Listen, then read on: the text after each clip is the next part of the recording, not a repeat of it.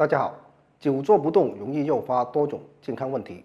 这种固定姿势除了引起颈、腰部肌肉酸痛外，还会长时间压迫尿路，影响尿路的血液循环，对前列腺不好。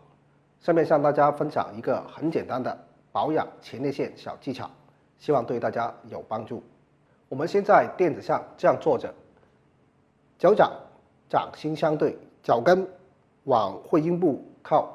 双手捉住两脚脚尖部分，腰部尽量挺直，然后双膝有节奏的上下震动，好像扇翅膀一样。做3到5分钟，然后休息1分钟，就这样为之一组，反复做3组。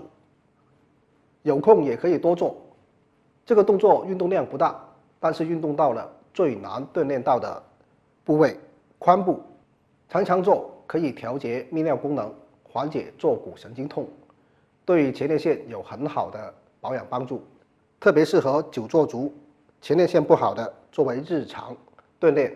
如果你想前列腺更好，这个锻炼一定要坚持做。